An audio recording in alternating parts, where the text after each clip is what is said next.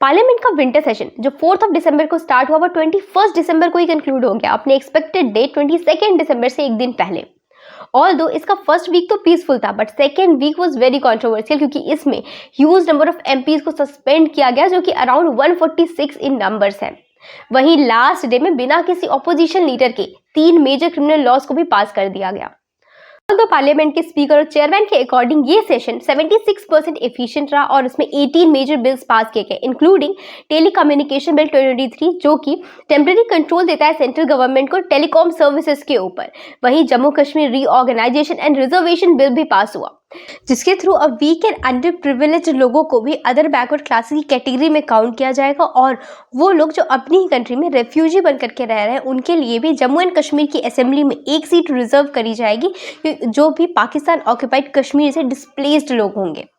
अब से जो सीट्स जम्मू एंड कश्मीर की असेंबली में 83 थी वो बढ़ करके 90 सीट्स हो जाएंगी। उसके बाद है द पोस्ट ऑफिस बिल 2023 जिसके थ्रू 125 साल पुराने the Indian post office act को रिपील किया जाएगा और अब से किसी भी पोस्ट ऑफिस सर्विस के लिए कोई भी पोस्ट ऑफिसर या फिर उसके मेंबर्स लाइबल नहीं होंगे अनटिल एंड अनलेस उन्होंने कोई भी ऐसा एक्ट फ्रॉडुलेंटली या फिर इंटेंशनली नहीं किया है जिससे कि कस्टमर को कोई हार्म या फिर सेंट्रल यूनिवर्सिटीज अमेंडमेंट बिल जिसके थ्रू तेलंगाना में एक ट्राइबल यूनिवर्सिटी स्टैब्लिश की जाएगी और 2009 के सेंट्रल यूनिवर्सिटीज एक्ट को अमेंड किया जाएगा।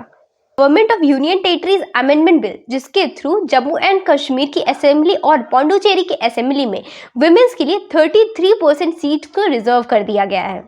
Goods and services tax amendment bill जिसके थ्रू जीएसटी अपीलेट ट्राइब्यूनल के प्रेसिडेंट और मेंबर्स की एज लिमिट को बढ़ा करके 65 और 70 ईयर्स ऑफ एज कर दिया गया है।